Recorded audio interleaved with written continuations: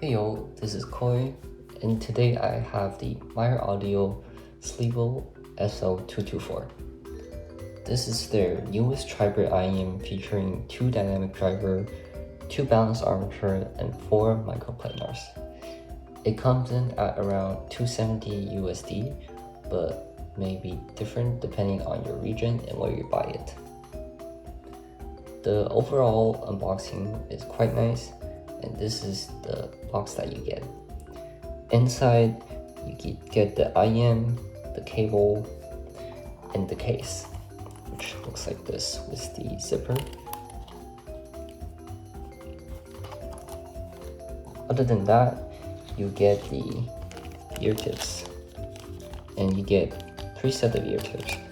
One is a silicone ear tip, which is kind of like spin fits, and the other one is a regular silicone ear tip, and lastly you get a foam ear tip. Other than that, you get the interchangeable connection for the cable. The design on the 224 is quite pretty. According to Myer, the 224 uses real shellfish for this mother of pearl faceplate. The shell on the 224 is slightly on the bigger side with a universal custom shape. However, I was still able to fit this in my ears comfortably for long sessions. But for people that has smaller ears, I would still highly recommend trying it out first before purchasing it. The cable is a 4-core weave with 3.5, 4.4, and Type-C interchangeable connections. It has a functioning chin slider, which kind of stays in place,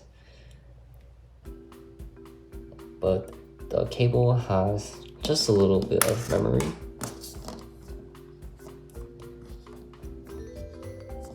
But overall, it's a pretty decent cable. Moving on to the sound, this is the frequency response of the SL224. Overall, it has a more of a clean and clinical sound that has a slight emphasis on the upper mid-range and treble. The bass are more emphasized in the sub-bass, with the mid-bass more on the neutral side. However, at times, I feel like it can use a little more warmth in the mid-bass to counter the upper mid-range and treble focus. The bass also has excellent texture and rumble with the 2 dynamic driver setup.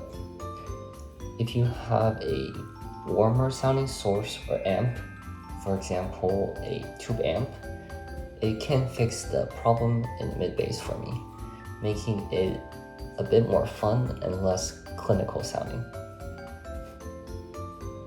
The mid-range on the SL224 is neutral and kind of follows the neutral target up until the upper mid-range.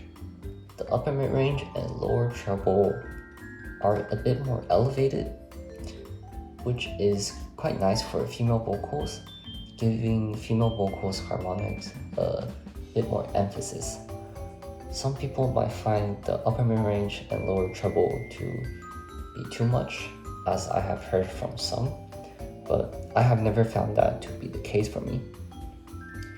The treble on the SL224 is excellent. It is very extended without feeling overwhelming or sharp like some of the sets that use microplanar drivers. The only downside to the treble is that it doesn't sound the smoothest, most likely due to the sudden pin gain to the elevated upper mids and lower treble.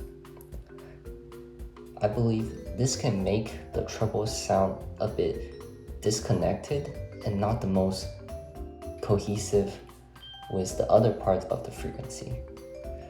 but to emphasize, this is only when comparing to sets that are 2 or 3 times the price. Moving on to technicality, the SL224 is one of the most resolving IEM I have heard for the price, comparable to the Awful Performer 7. Not only that, it has decent imaging and a fairly wide soundstage, making it great if you want to play competitive games on it, and gets 2 controllers for my gaming recommendation. For comparisons, let's start with the Myer CK2V. The CK2V has more of a sub-bass emphasis and a mid-bass dip that I didn't exactly like. However, the mid-range is quite neutral and decent if you are not a fan of something like the SL224 upper mid-range. The Awful Performer 7 is a similarly priced IEM that I also thought was great for the price.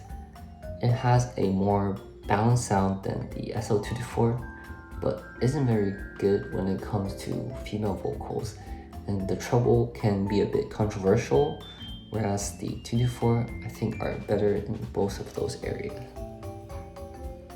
The Moondrop Dusk in its DSP form is a set that I really enjoy.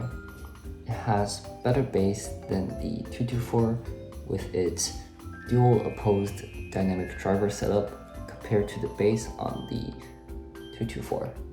However, the Dusk is a lot more warmer and less clinical sounding compared to the 224. The Xduoo Braindance is another tribrid with microplanar driver, which I didn't really like. It may have sounded very detailed and fun, but the treble was extremely fatiguing and sharp to my ears. So I would much rather to have the SL224 if I had to pick between the two. Lastly, the Moondrop Miad01. I never got to measure it, but have listened to it on multiple occasions. It has a somewhat similar tonality to the SL224 with more mid-range focus. The treble is also a lot smoother compared to the 224, so if you like the SL224, I can see the Miad01 being a nice upgrade to it. Now, who do I recommend the SL224? I recommend the SL224 if you like a mid and treble focus set with excellent technicalities and female vocals. I don't recommend the SL224 if you're sensitive to the upper mid-range and the lower treble, or want a warm bassy set. Overall, the Myer SL224 is one of the most underrated IEM I have tried so far this year. It has an excellent tonality and technicality for the price, with not much to find fault with. During the time where it feels like every company is releasing an IEM after the meta target, it is nice to see something like the SL224, which is more unique in its own way. Therefore, the SL224 gets a 3-star recommendation from me for the value. This has been Koi. If you have tried the SL224 or have any questions, let me know what your thoughts are down in the comments, and I will catch you next time.